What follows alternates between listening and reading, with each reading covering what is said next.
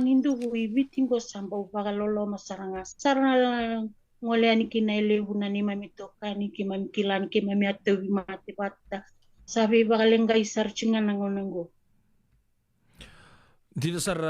i belau klani oni bara rama takasar juga le una merama kena on rembulan dengan nonggo na vital non vital non jukina turan kena merama ter bukin on leo ni siamu cukup krono so asin on debito kadi na radio bulon do pata ena ka bina ni ko sibina ono en vana miniti ke vital no chiko wata kena non de bulangi unaisi lewangata merama ni merou na viti mai na yatu ya saung balabalabu ra bagawati ko wikete mai teilebu ya vekemu ni matanga i bulau nangon na tobi kemu ni kina na matingo uni pagarita kana mati saranga ni kato me kemu ni oni salo le sara ni rer mote sa pa kaya lo kemu ni saranga mai ya oni kadi wa pat ke lo ben la se bebe Sandina wale tananga una tabi matekin da dona kando do bangare bakale kuminda usoli be on nandra ni ya bal nimbula ruoto kana paini tolu to kana paini nandra engandre bi mesoli be ya umera tau do talekina na nongumbula na yote yote ni kasar tu kuna maina buni waini sa to weekend sana matenga ni nongu bakasa maisa usana ya besar cimbanganyo ya una mati yo babi na binakatana kalau ni solia be na lo ni bakambau tau babi na binakatala nu mata bubali na turanga na watimbu endur saranga ya sangu e bukeya wana beka aula kuzuruma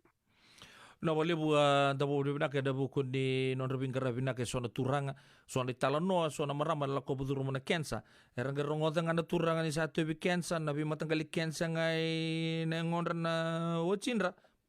saba kaya ngondi sala sara non sa ambimbi utalanga en lo ni matu bal ta sakla bina tu na ken bi talano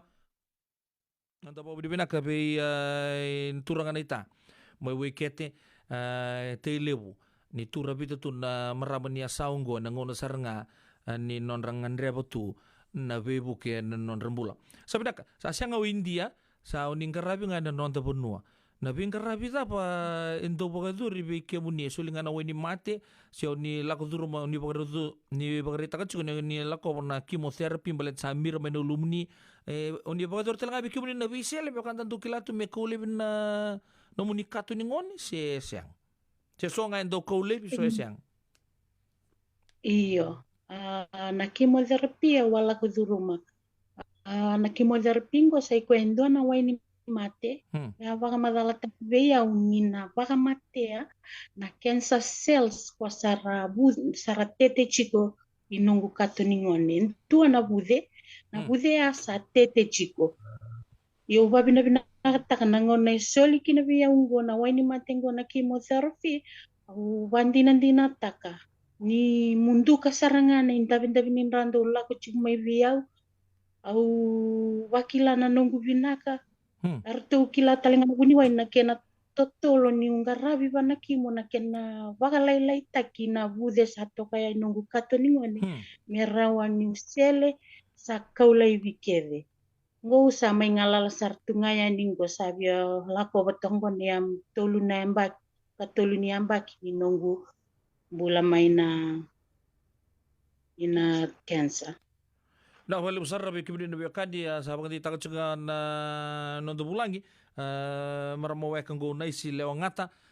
ndabi talno juga na buku ni nonto programu ne apalat don ge talata da bobi na kabelin ken heritage life insurance en buku norto bito koni juga bikenda en ka binanga ni kuwa matai saranga ni ka abarita kan na kanta ko kila lele bor dolak sumena program bor to abarita ka elele bu na ken sa ngai laki biul juga na mate mo bimina ken sa na non tambula turang sa na marama balata nda sa kilabi na tu so na kene bokata kila nda nga indo mandu ambeka senda rere beka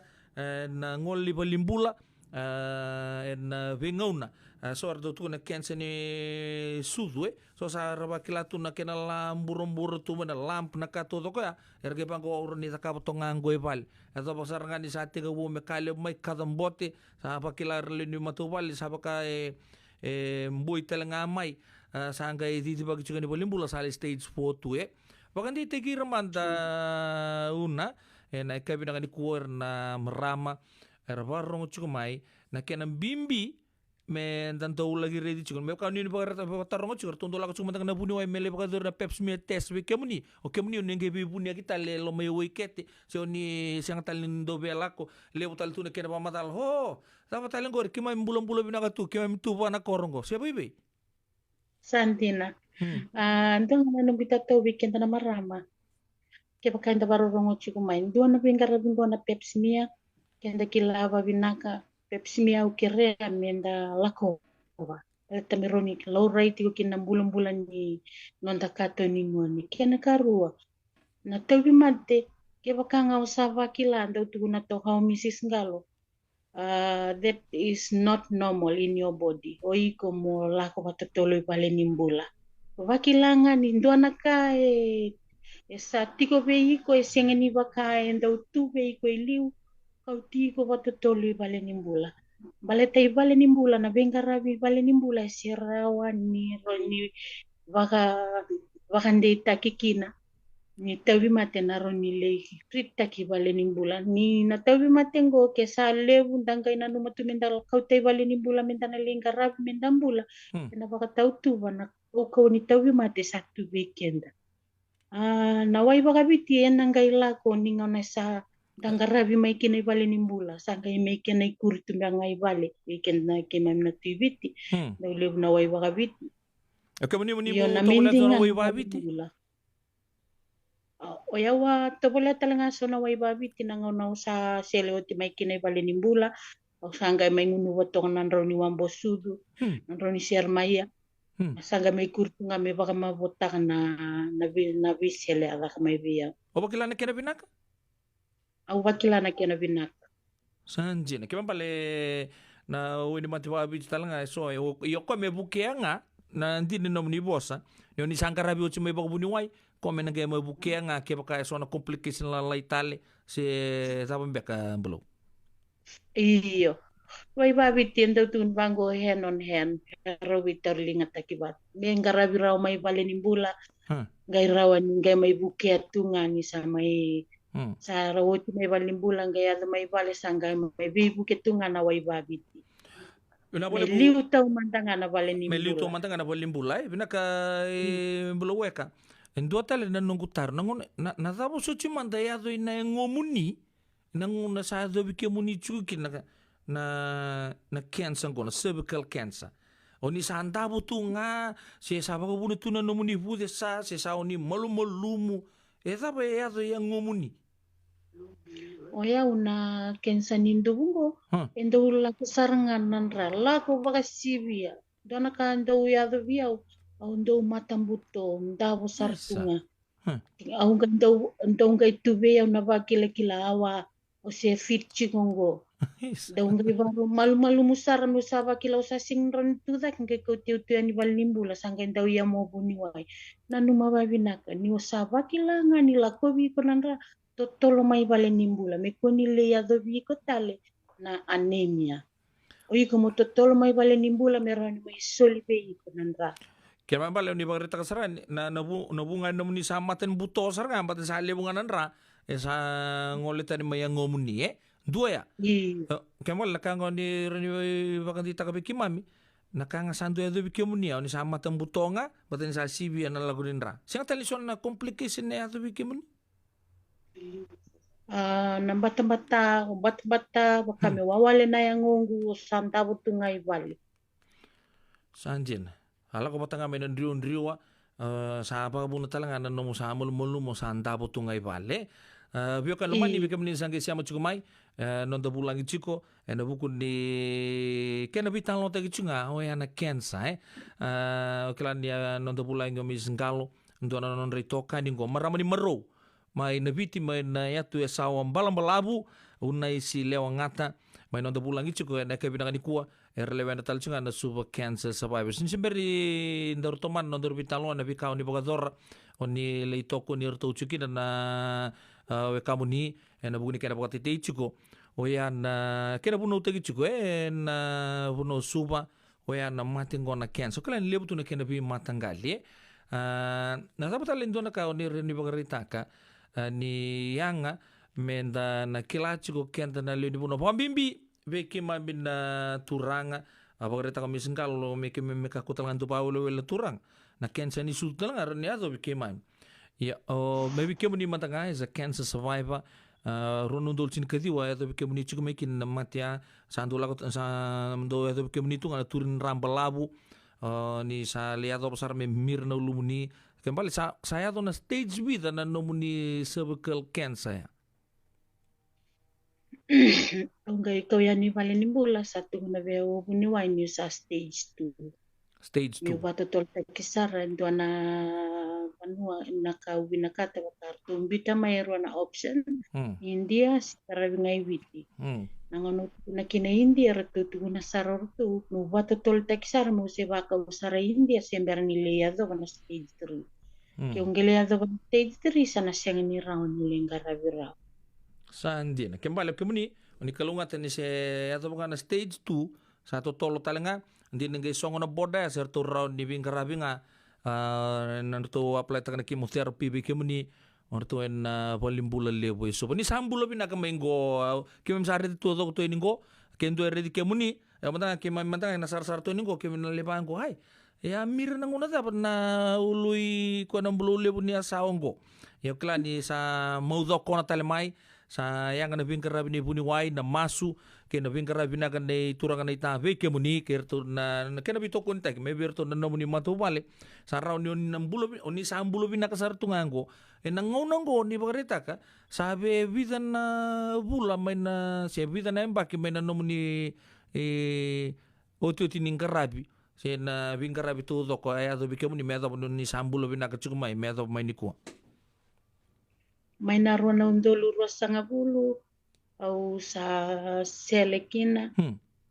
sa nga bulu kan dua may ato pating may naroon sa nga bulu kan tolungo sam bulo binakasar tunga siang talina do kemuni na turin rambal law kembal ninge ato nga may muni mati ni bulo sa normal nga ato nga may ito ruwa tol na singa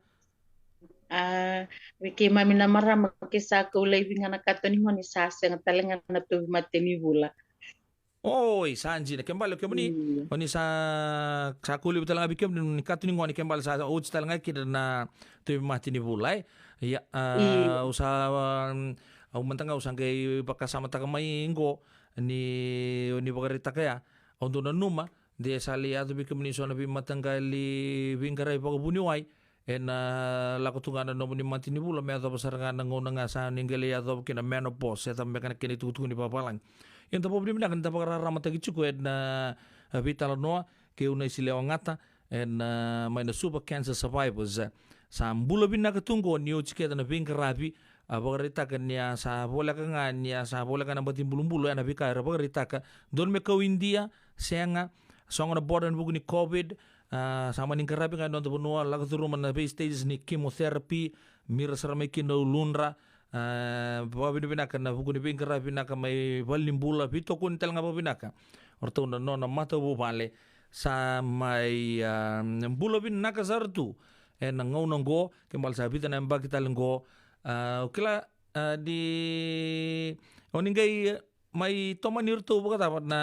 suba cancer survivors artong girit kemunian mo ning holemay so kemuni nga oni sambol muni may bibuke na buguni ken na pagrarama tagi juga nambula pambicu ko bikem ni namarama may nanonto no bici mblo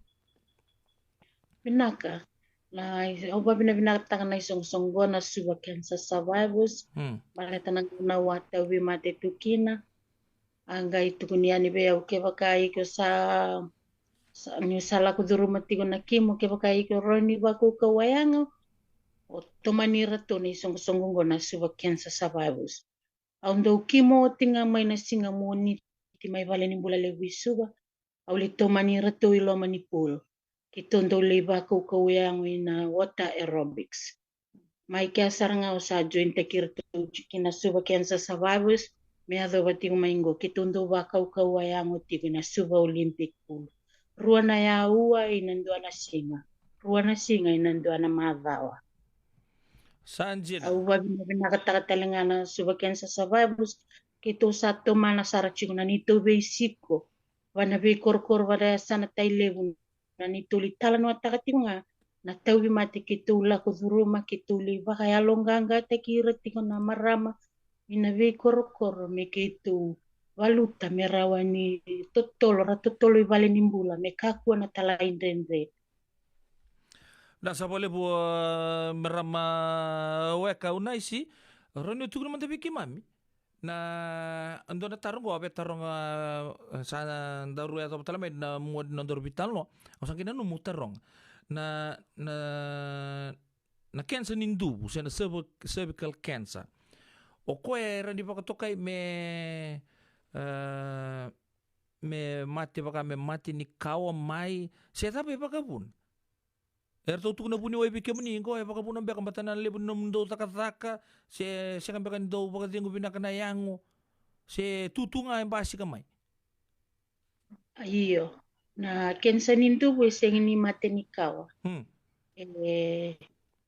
Embasi kang amai. Sanjin.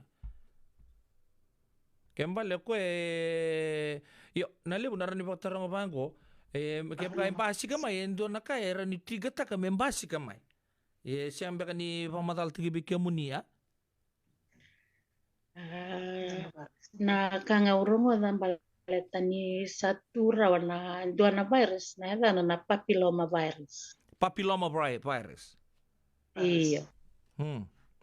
Sanji na koya ko bagabuda na kaya kembali ko baka me build up may ngomuni after sometimes hangay fully blown ko bagabuda na kenan daw na namunin daw turin rambalap.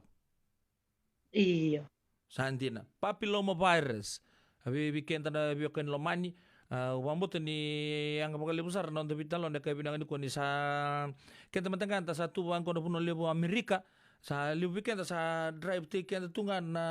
ulintui masa raw tunga siline raw intu bikan tan sente ya kabi nakasara mindala ko tumantaya ni sona fairly lebu angke poka dorin do chichi na bita pata chikon na redim bulon do pata mai pere luma ale lebu sar rale testa gitu kina nabi matangkali mati so se rano ngole matangkali nabi bolim bulo tunggo na peps mia teste mentaka kundo poka wele tako kenta na marama mendale test chiko dasa aku di bangko kita se fit bina katunggo ya me poka bagrita ka chiko na marama go dola ka ni orto na dau erna buniwai na korma wekete orto baka mertunggo indo baka wele takatun na bingarabi ai ya obambutin na singa di baka kina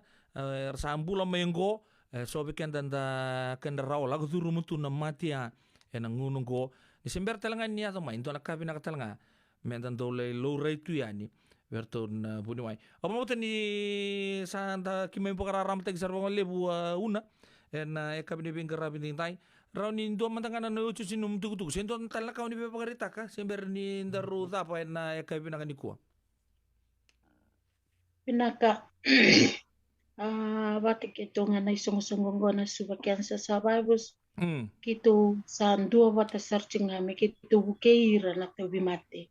kito ndo searching na nito helpline na 2494454 kito ndo wasa bale butalangan na fijuan kito ndo bakan retir na maramay na porkaram bakabiti kito bandi na tinatakaran taong giriti kito may kito ngole kito lebesi ko beira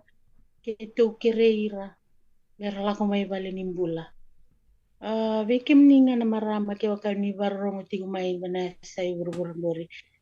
nikila kenda na maram dan so nangaw nandan daw ba wele takatunan ng dambula yan nangaw na yado may kinataw bimati na yuti ti taon do ni kahenda siya nga niray tanda so tawa yo bakan din ang tinatakaw bakan bauta na runibuke kenda ke bakaya kenda bakila nindo nga nakay sa wakila ti weekend menda kau ti kenda wali nimbula menda lilaw ray mandanga vi uniway menda bande itaka na bulan-bulan pinakaniangon da siya saktaw bimati ngay kenay kuri menda vitalano ataka ke baka enda bunita kanda rerebaka dawa siya vi nanon da ito kanin naroni buki kenda merbaya longganga te kikenda mer kau tikenda ibala ni bulan da bito kontak me yakina ng bulan Udah boleh usar turun kena marama darbo kena ngonele osa koya no debitan lo bote ki unai si lewangata na suba cancer survivors na kai bidang di kuwa wakan totale na mati lo laungo arto ndo ngandre batu na nonda be buke ke pakan do na nomo ni kanilo loma o que lá de o causa bari taga chico erto que maramar do vital no chico mengo era bula todo como na kensa era sanga mera reach out tu yani beira na biokani era klani tobi chico do kota no kan loma kenda talanga na bubal ni radio bulon do mata na buno ta banga siam tukin taro ni empai sama ndanga kina namba ni telefon ni salo tengalo ono vitu diwa rua va diwa va lima va 679-249-4454 Salo Tengalo and the Super Cancer Survivors ranyo empai sama dengan kina $5, $5, $2 kelas na vivu kisar and no to advocate tagachuko oya na kena sangai me vakalele taki seba kaumbo to kisar na bi matanggali cancer ya tu and non da bitolomani and ngongo wag do tale unai si lewangata marama ni maro na biti mena ya tu sawa kim sa bago budi pinaka na lini bupali radio bulon do bata namuni sulen namuni ngauna oni sigi mandu ata kamuni talno ta na bika do bike muni kim sa bago ni pinaka tu yani na kalunga ta chiko bu chiko na bulni bupali ka muni ndola batal tunga na namuni ngauna ke baka kim na bi talno ta lebati ke muni nandona ngauna e na wasi ngoni abalata ndona ngetalata e na radio bula ndo bata